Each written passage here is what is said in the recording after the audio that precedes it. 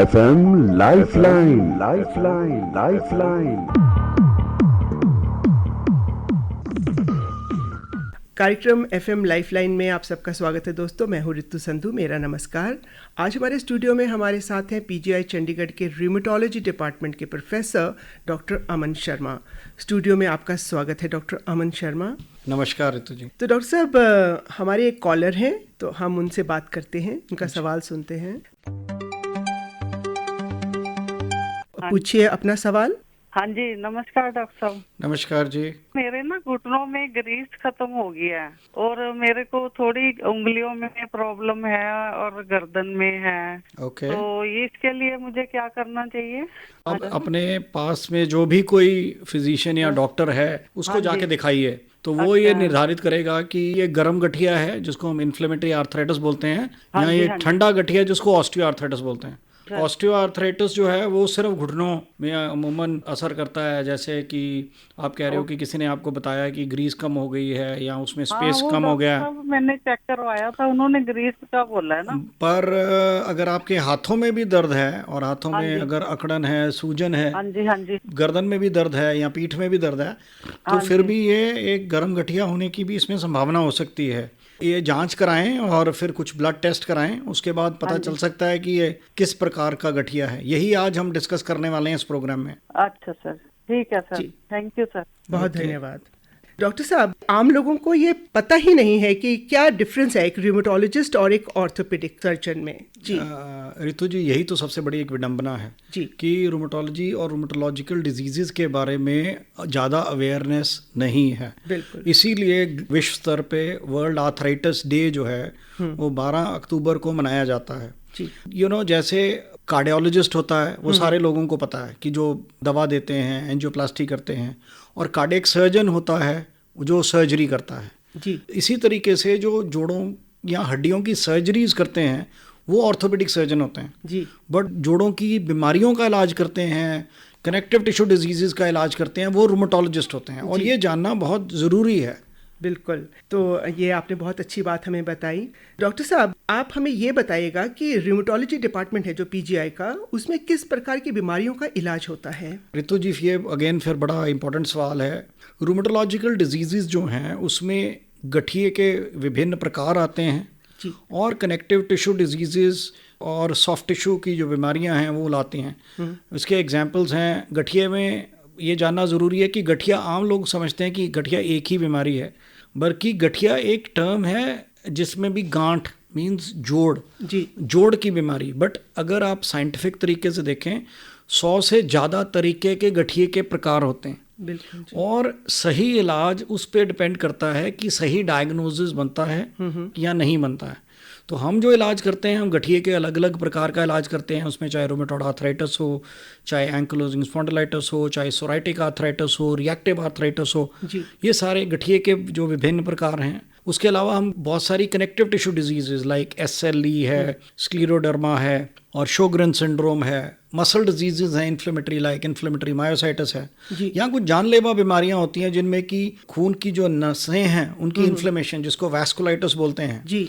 जो कि जानलेवा भी हो सकती है, उसका भी इलाज करते हैं। और रेयर डिजीजेज हैं, रिलैप्सिंग पॉलीकॉन्ड्राइटिस, और बहुत सारी विभिन्न विभिन्न बीमारियां हैं जिनका हम इलाज करते हैं। जी। डॉक्टर अमन शर्मा, आपने जब बात की वैस्कुलाइटिस की, तो ये आपका सिस्टेमिक वैस्कुलाइटिस एंड रिलैप्सिंग पॉलीकॉन्ड्राइटिस, इसके ऊपर आपने बहुत रिसर्च की है और इसके लिए आपको बहुत अवार्ड्स भी मिले हैं। क्योंकि ये भारी भरकम शब्द हैं, तो आम भाषा में आप हमें समझाइएगा कि ये क्या है। एक्चुअली ऋतु जी, ये बहुत इम्पोर्टेंट है कि हम, जो एक हिंदी का फ्रेज़ है कि हमें ये जानना ज़रूरी है कि भेड़ की खाल में कहीं कोई भेड़िया तो नहीं है। जी जी। सो ये जो वैस्कुलाइटिस बीमारियां हैं, ये भेड़ की खाल में भेड़िए जैसा एक सिमिलैरिटी दी जा सकती है, क्योंकि ये मल्टी सिस्टम डिजीजेज हैं। और इन डिजीजेज में भी शुरू में सिर्फ जोड़ों में दर्द या जोड़ों में सूजन हो सकती है। अच्छा। बट इसके अलावा अगर ऑल सिस्टम्स में इन्वॉल्वमेंट है, हालांकि वैस्कुलाइटिस भी बहुत अलग अलग प्रकार का होता है, जिसमें स्मॉल, मीडियम, लार्ज वेसल और बहुत सारी तरीके की इसकी सब टाइप्स हैं। बट मोटे मोटे में अगर जोड़ के अलावा किडनी की इन्वॉल्वमेंट है या लंग की इन्वॉल्वमेंट है या नसों की इन्वॉल्वमेंट है या ब्रेन की इन्वॉल्वमेंट है, तो वो वैस्कुलाइटिस हो सकता है। तो उसमें तभी कोई भी आम आदमी सोचेगा कि मेरे को सिर्फ गठिया है, बट वो गठिए से भी ज़्यादा गंभीर समस्या कोई हो सकती है। इस करके ही डॉक्टर को जल्दी देखना बहुत ज़रूरी है, जो डॉक्टर को मिलना। बिल्कुल। तो जैसे अभी आपने जो बातें बताई, इससे तो ये लगता है कि ये गठिया सिर्फ हड्डियों की बीमारी नहीं है, जोड़ों की बीमारी नहीं है, ये तो शरीर के किसी भी अंग को अफेक्ट कर सकती है। ये बिल्कुल सही बात है ऋतु जी आपकी जी। कि इवन जो गठिया भी है, जैसे रोमेटॉइड आर्थराइटिस भी है, वो भी बीमारी सिर्फ जोड़ों तक सीमित नहीं है। जी जी। इसका डायरेक्ट इफेक्ट बाकी बहुत सारे ऑर्गन्स पे भी होता है। दीज आर, जिसको हम कहते हैं ये मल्टी सिस्टम बीमारी है। ये भी अगर हम एक प्रोटोटाइप रोमेटॉइड आर्थराइटिस को भी लेके चलें तो उसमें जोड़ों के अलावा लोग ये जानते हैं कि हड्डियां खराब हो गई, हाथ टेढ़े हो गए और डिफॉर्मिटीज हो गई, वो तो डैमेज होता ही है, बट उसके अलावा ये सिस्टमिक इन्फ्लेमेशन का एक मैनिफेस्टेशन है कि उसमें लंग्स में इन्वॉल्वमेंट हो सकती है, उसमें आई में इन्वॉल्वमेंट हो सकती है, किडनीज इफेक्ट हो सकती हैं अगर लंबे समय तक अनकंट्रोल्ड बीमारी रहे। अच्छा। और ये दूसरी बीमारियों को भी एक्टिवेट कर सकती है या उसको प्रीडिस्पोज कर सकती है, जैसे कि हार्ट अटैक है। हम लोग सब जानते हैं कि डायबिटीज से हार्ट अटैक हो सकता है, हाइपरटेंशन से हार्ट अटैक हो सकता है, बट अनकंट्रोल्ड गठिया भी एक एथेरोस्क्लेरोसिस और कार्डियोवैस्कुलर डिजीज है जिसमें स्ट्रोक हो सकता है, जिसमें हार्ट अटैक हो सकता है, उसको भी प्रीडिस्पोज करता है अनकंट्रोल्ड आर्थराइटिस। डॉक्टर साहब, आपने जो बातें बताई हैं ये आई एम श्योर कि जो सुनने वाले हैं वो भी हैरान हुए होंगे, क्योंकि ये हम सब के लिए बहुत बड़ी नॉलेज है। वैसे तो अक्सर लोग कहते हैं कि भाई हम जब एलोपैथिक ट्रीटमेंट करवाते हैं तो हमारा बहुत लंबा इलाज चलता है, तो हम दूसरी पद्धतियों से करवाते हैं तो हम ठीक हो गए। ये कैसे फ़र्क है? इसमें ऋतु जी ये अगेन बहुत इंपॉर्टेंट सवाल है कि जैसे मैंने कहा कि आम आदमी ये समझता है कि गठिया एक ही तरह की बीमारी है। जो मेरे को गठिया है और जो दूसरे मरीज़ है जो इसको मैं जानता हूँ उसको भी शायद उसी तरह का होगा, बट हो सकता है कि जो एक बंदा है उसको एक ऐसा गठिया हो जिसको जैसे फॉर एग्जांपल हम रूमेटॉइड आर्थराइटिस कहते हैं, जिसका कि इलाज लंबे समय तक चलना है, और दूसरे आदमी को एक रिएक्टिव आर्थराइटिस हो जो कि किसी इन्फेक्शंस के बाद, डायरिया के बाद या यूटीआई यूरिन इन्फेक्शन के बाद या सोर थ्रोट के बाद ट्रांजिएंट आर्थराइटिस हो जाता है जो 4 से 6 हफ्ते में अपने आप चला जाता है, जिसके कि लंबे समय तक इलाज कराने की आवश्यकता नहीं होती। अच्छा। तो दोनों को कंपेयर करना और दोनों में कहना कि अगर हम पहले प्रिज्यूम करके चलते कि दोनों का इलाज लंबा चलेगा, बट अगर हम सही डायग्नोसिस बनाएंगे तो हमारे को पता है कि एक प्रकार है जिसमें इलाज लंबा चलेगा और दूसरा प्रकार है जिसमें कि बीमारी सेल्फ लिमिट हो जाती है 4 से 6 हफ्तों में, और वही मरीज हैं जो जाके कहते हैं कि हमारी तो दवाइयाँ बंद हो गई हैं, आप कहीं और इलाज करा रहे हो, आप हमारी जगह पे इलाज कराइए। उसके कारण ये भ्रम ज़्यादा फैलता है। हाँ, वाकई में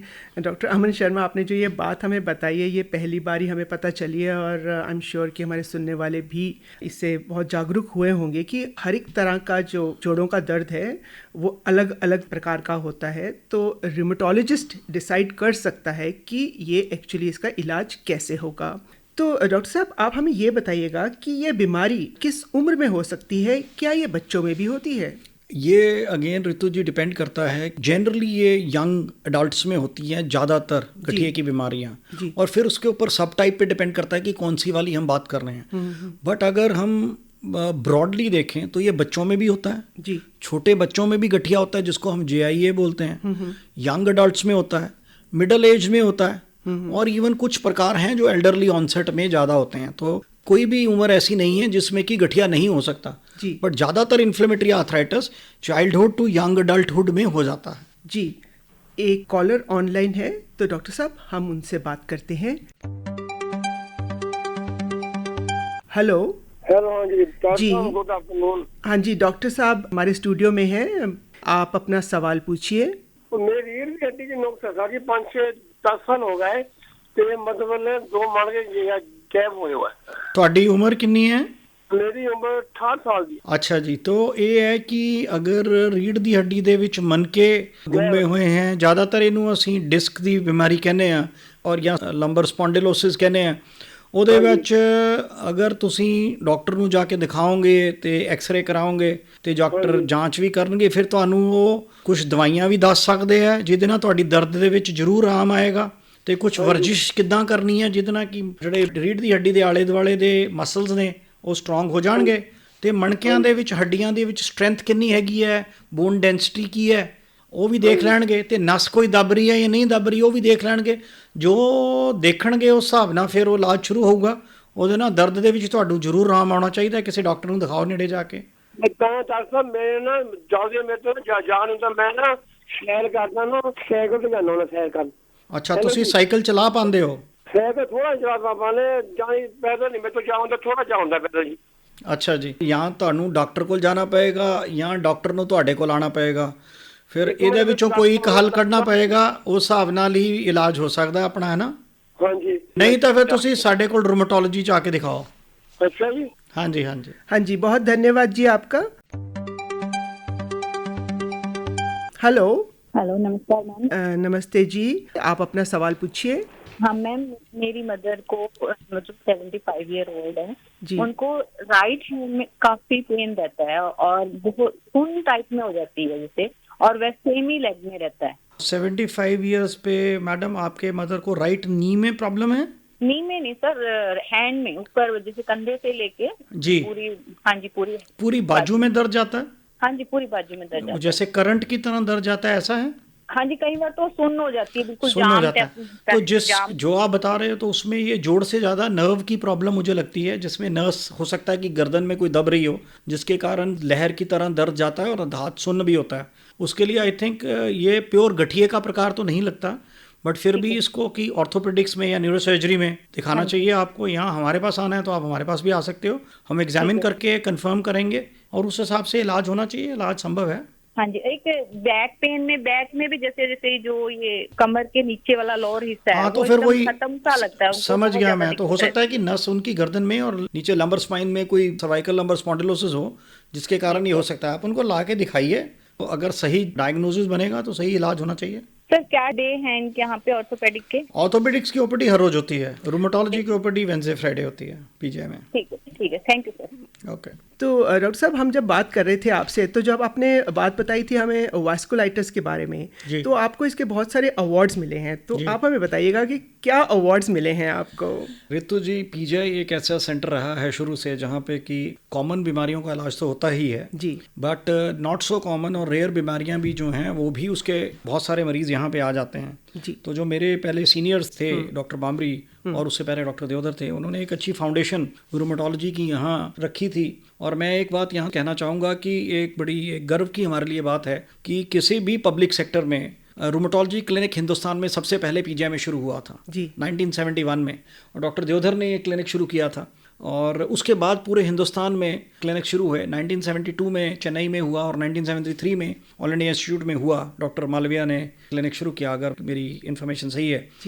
हमको सिखाया गया है और हम आगे स्टूडेंट्स को सिखाते हैं कि जो सामने नज़र आ रहा है उसके भ्रम में जो उसके आसपास एक बड़ी पिक्चर है उसको कभी भी मिस नहीं करना चाहिए, क्योंकि जैसे मैंने कहा, अगर कोई जोड़ की तकलीफ में भेड़ की खाल में भेड़िया है और जिससे मरीज की जान जा सकती है, अगर हमारे में थ्रेशोल्ड पिकअप करने का लो नहीं होगा तो कल को वो हम माइल्ड बीमारी मानते हुए मिस कर सकते हैं, जिसके लिए वो लाइफ थ्रेटनिंग हो सकती है। और उस ट्रेनिंग की बैकग्राउंड में हम लोग शुरू से ही बहुत सेंसिटिव रहे हैं। हमने यहाँ पे धीरे धीरे धीरे करके एक काम शुरू किया उसमें। हाँ, जो हमारे फोर फादर ने शुरू किया था उसके ऊपर हमने जो नींव रखी थी उसके ऊपर बिल्ड किया है।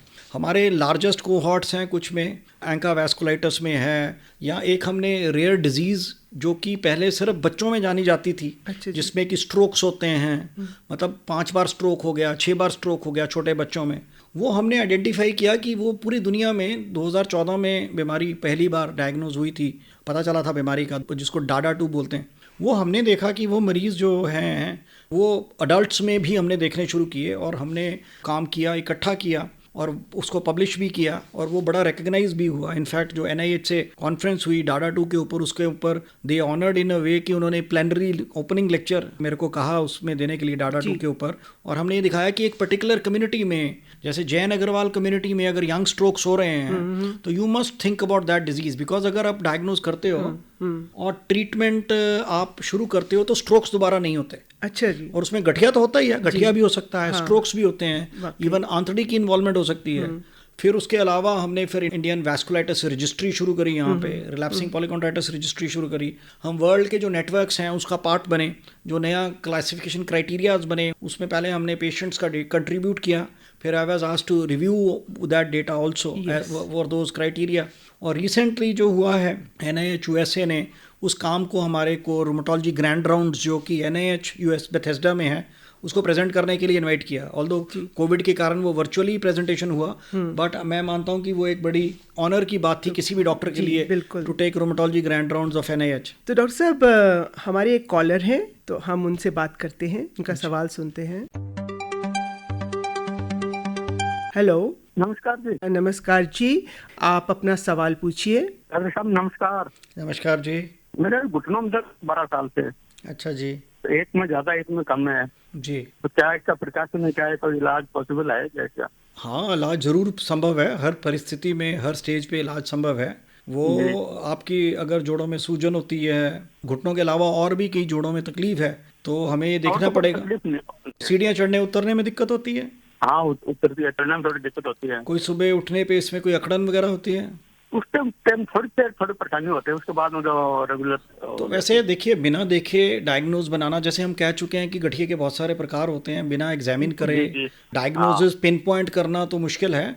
बट कहानी से ऐसा लगता है कि आपको ऑस्टियोआर्थराइटिस हो सकता है। तो उसमें अगर आप आएंगे तो आपको लाइफस्टाइल चेंज क्या करना है, ज़मीन पे नहीं बैठना, सीढ़ियाँ नहीं चढ़नी, ज़्यादा चौंकड़ी नहीं मारनी, लो लाइंग सोफा चेयर पे या कुर्सी पे नहीं बैठना है। कुछ एक्सरसाइजेज बताई जा सकती हैं कि जिससे आगे wear and tear quadriceps strengthening होगी ताकि आगे ये ना बढ़े, और कुछ दवाइयाँ दी जा सकती हैं कि जिससे आपको रिलीफ मिलेगा। बट ये तभी किया जा सकता है कि जब आप किसी डॉक्टर को मिलें, वो एग्जामिन करे, कंफर्म करे, अगर ज़रूरत है तो एक्सरे करे, और फिर आपको गाइड करे कि क्या आपने लाइफस्टाइल में चेंज करना है और कौन सी आपने दवाई खानी है। इसमें पैदल चलना कोई फायदा तो नहीं, नुकसान जाएगा? देखिए, अगर आपको ऑस्टियोआर्थराइटिस है तो लिमिटेड आपको चलना चाहिए जितना आप चल सकते हैं, बट बहुत ज़्यादा रन करना, या आजकल ट्रेडमिल बहुत ज़्यादा फैशन में है, तो उस पर ट्रेडमिल के ऊपर रन करना थोड़ा सा कई बार अवॉइड करना चाहिए। बाकी अमूमन जितना आम बिना बहुत ज़्यादा पेन हुए आप चल फिर सकते हैं, तो वो मसल की स्ट्रेंथ के लिए बहुत ज़रूरी है। और ये साइकिलिंग भी कर सकते हैं आप, मतलब विद इन लिमिट साइकिलिंग कर सकते हैं। नहीं, बहुत ज़्यादा डिपेंड करता है कि आपकी क्या स्टेज है बीमारी की, उस पर डिपेंड करेगा। वो तो एग्जामिन करने के बाद ही बताया जा सकता है। बट अगर आप आराम से साइकिलिंग कर सकते हैं तो साइकिलिंग के लिए कोई मनाही नहीं लगती है।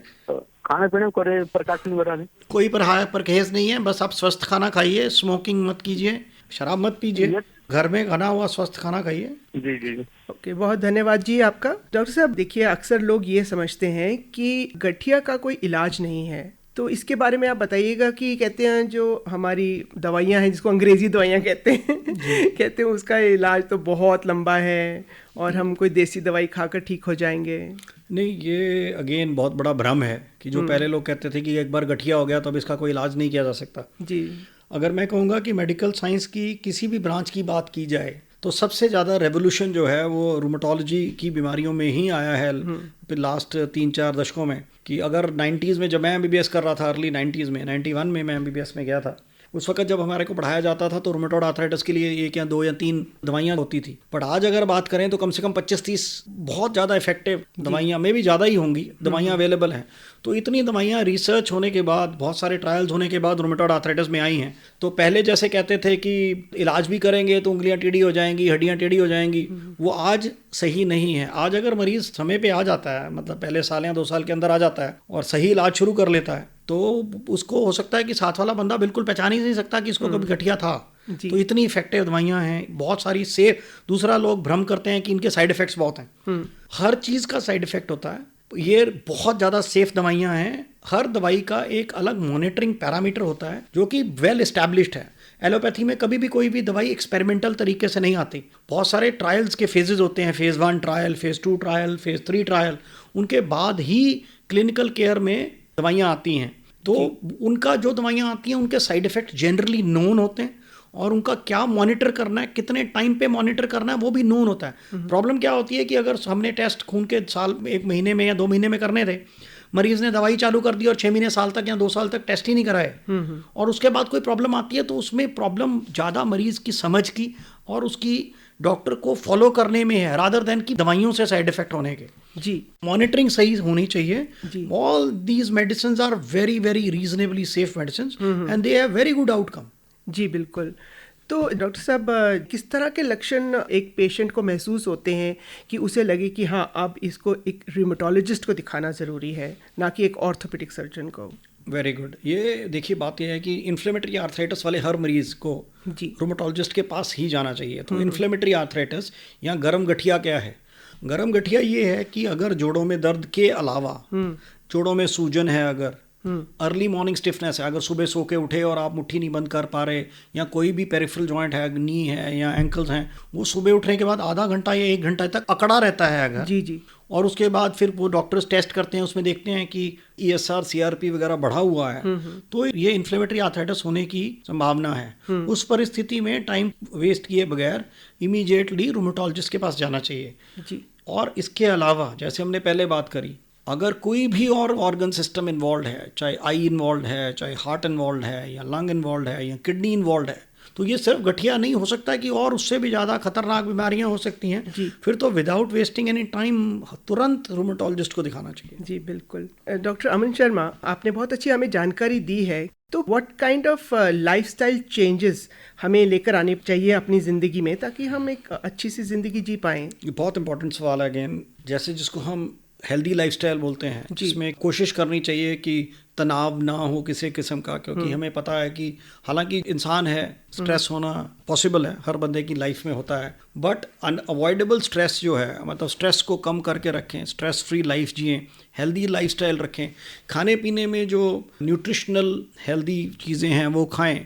और जो कई लोग अमूमन सोचते हैं कि गठिए में पनीर नहीं खाना, दालें नहीं खानी, बै वाली चीज़ें नहीं खानी हैं, तो डाइटरी रिस्ट्रिक्शन सिर्फ एक तरह का गठिया होता है जिसको बोलते हैं गाउट, उसमें भी अल्कोहल वर्जित है ज़्यादा, बाकी कोई ऐसा नहीं है कि कुछ ज़्यादा बहुत ज़्यादा परहेज़ करना है। हालांकि अगर आपको लगता है कि कोई एक पर्टिकुलर चीज़ खाने के बाद आपके सिम्टम्स बढ़ रहे हैं, तो एक डायरी मेंटेन कीजिए।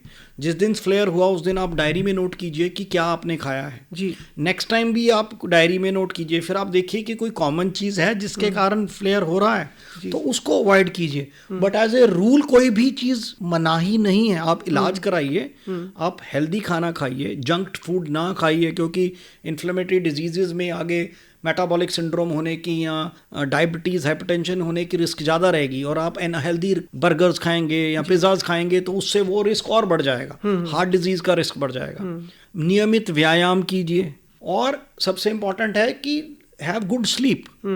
सो ये सारी चीज़ें हैं एक अच्छी ज़िंदगी जीने के लिए गठिए के साथ। Of course time to time जैसे भी डॉक्टर बोलता है डॉक्टर के पास जाइए, डॉक्टर से सलाह लीजिए, एक्सरसाइजेज सीखिए कि कौन सी एक्सरसाइजेज करनी है जी और कौन सी एक्सरसाइजेज नहीं करनी है जी। दोनों चीज़ें बहुत ज़रूरी हैं। बिल्कुल।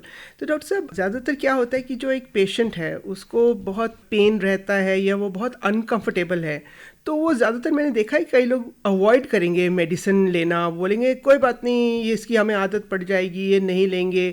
तो इसका भी कुछ गलत असर होता है बॉडी पे? ये बिल्कुल आपका सही सवाल है, फिर से अब बड़ा अच्छा पॉइंट है। जैसे मैंने कहा आज की तारीख में इलाज बहुत अच्छा संभव है, बट अगर एक बार डैमेज हो गया, अगर आप से फॉर एग्जांपल आपने साल 2 साल 3 साल 4 साल दवाई नहीं ली और हड्डी की जो सरफेस है वो इरोड हो गया जी, फिर जो उसकी जो डैमेज हो गया उसकी भरपाई कभी नहीं हो पाएगी। सो ये बीमारी एक ऐसी है, मैं अपने पेशेंट्स को एक एग्जांपल देता हूँ कि हार्ट अटैक हुआ, जैसे सबको पता है हार्ट अटैक में तुरंत इलाज करना पड़ता है, नहीं तो मरीज़ की जान पे बन आती है जी। बट गठिए में जो डैमेज होता है वो 3 महीने 6 महीने साल के अंदर होता है। तो फिर भी मेरा कहने का मतलब ये है कि ये बीमारी मरीज़ को काफ़ी टाइम देती है। ऐसा नहीं है कि अब आप रात को सोए सुबह गठिए के साथ उठे और आपकी उंगलियां टेढ़ी हुई हैं जी जी। ऐसा नहीं होता। This occurs over a period of time which means this disease gives you enough time to get treated, unlike a heart disease which may not give you any time to get treated. तो avoid नहीं करने चाहिए, avoid नहीं करना चाहिए, जाना चाहिए, दिखाना चाहिए। और अगर वो डॉक्टर कहता है, हो सकता है कि आप सोच रहे हैं कि वो बहुत लंबे समय तक दवाई देंगे और वो यही बोले कि ये रिएक्टिव आर्थराइटिस है, उसमें जो दिमाग के पीछे एक डर होगा वो भी तो सेटल डाउन हो जाएगा ना, कि ज़्यादातर मेरे को संभावना है कि लंबे समय तक इलाज की एलोपैथी में भी ज़रूरत नहीं होगी। जी बिल्कुल। तो ये बहुत अच्छी बात आपने बताई हमें डॉक्टर साहब, क्योंकि अवॉइड नहीं करना चाहिए। जो भी कोई प्रॉब्लम्स आती हैं तो सही डॉक्टर के पास जाना ज़रूरी है। डॉक्टर साहब, हम बात कर रहे थे वैस्कुलाइटिस की इस इंटरव्यू के दौरान, तो हम जानना चाहते हैं कि वैस्कुलाइटिस के ऐसे कौन से सिम्टम्स होते हैं जिससे हमें पता चले कि ये बीमारी का ऑनसेट हो गया है? ऋतु जी, जैसे मैंने कहा कि गठिए के बहुत सारे प्रकार होते हैं, ऐसे ही वैस्कुलाइटिस की भी डिफरेंट वैराइटीज़ होती हैं। ये बेसिकली हार्ट के अंदर से ब्लड वेसल निकलता है जिसको लार्ज वेसल बोलते हैं। उसके बाद जो ऑर्गन्स के अंदर आर्टरीज जाती हैं उनको मीडियम साइज्ड वेसल्स बोलते हैं, और जो ऑर्गन के अंदर छोटी आर्टरीज हैं उनको स्मॉल वेसल्स बोलते हैं। तो डिपेंडेंट अपॉन कि कौन से वेसल की सूजन है जो हार्ट से मेन निकला है, तो that is large vessel vasculitis. वो दो तरह का होता है। एल्डरली में हेडेक, विजन लॉस के साथ आ सकता है। अच्छा। और यंग फीमेल्स में टाकायासु आर्थराइटिस होता है जिसमें कि हाइपरटेंशन होती है, पल्सेस चली जाती हैं, स्ट्रोक्स हो जाते हैं, किडनी के ऊपर असर हो सकता है। मीडियम वेसल वैस्कुलाइटिस जो है उसमें बुखार होता है, जोड़ों में थोड़ा बहुत दर्द भी हो सकता है, और स्किन पे रैशेज हो जाते हैं, नर्व्स का डैमेज हो जाता है, हार्ट को इफेक्ट कर सकता है। उसको पॉलीआर्थराइटिस नोडोजा बोलते हैं। उसी का एक वेरिएंट है डाडा 2, जो कि हमने देखा कि यहाँ पे ऑलमोस्ट बॉडी के किसी भी ऑर्गन को इफेक्ट कर सकता है, और बच्चों में भी होता है, बड़ों में भी होता है। स्मॉल वेसल वैस्कुलाइटिस में साइनस डिजीज़ होती है, जैसे नाक में खून आ गया, नाक बंद हो गया, सांस लेने में दिक्कत हो सकती है, बलगम में खून आ सकता है, फेफड़ों में खून भर जाता है एक्चुअली कई बारी, या उसमें कैविटीज़ बन जाती हैं, किडनी फेलियर हो जाता है, स्किन रैश हो जाता है, नर्व डैमेज हो जाता है। अच्छा। तो ये सारी चीज़ें जो हैं ये स्मॉल वेसल वैस्कुलाइटिस में होती हैं। एस्थमा टाइप में, अगर कोई एल्डरली ऑनसेट एस्थमा है जिसके ऊपर स्किन रैश हो रहा है साथ में, और नर्व डैमेज हो रहा है या किडनी डैमेज हो रहा है, रैपिडली हो रहा है, तो वो वैस्कुलाइटिस हो सकता है। बच्चों में IgA वैस्कुलाइटिस होता है, और कावासाकी डिजीज़ होती है। फिर variable oral genital ulcers, eye disease, मतलब आंखों मुंह में छाले बनना, पेशाब के रास्ते में जख्म बनना, विजन लॉस होना, और उसके बाद ये कई बारी जो बड़ी आर्टरीज हैं उनके गुब्बारे की तरह फूल जाती हैं और वो रप्चर होने से जान भी जा सकती है। वेरिएबल वेसल वैस्कुलाइटिस है। फिर सिर्फ ब्रेन का वैस्कुलाइटिस हो सकता है। फिर कनेक्टिव टिश्यू डिजीज़ के साथ हो सकता है, कई बार इन्फेक्शंस के साथ, हेपेटाइटिस B के साथ, हेपेटाइटिस C के साथ वैस्कुलाइटिस होता है जी। और मेलिग्नेंसीज के साथ एल्डरली ऑनसेट में कैंसर एसोसिएटेड वैस्कुलाइटिस हो सकता है। सो ड्रग्स के साथ हो सकता है। तो बहुत बड़ा स्पेक्ट्रम है जी। वो अगर हम सही डॉक्टर के पास जाएंगे, एक रूमेटोलॉजिस्ट के पास जाएंगे, तभी वो डायग्नोसिस बन सकता है, क्योंकि टाइमली डायग्नोसिस जो है वो इन परिस्थितियों में लाइफ सेविंग हो सकता है। वाकई में।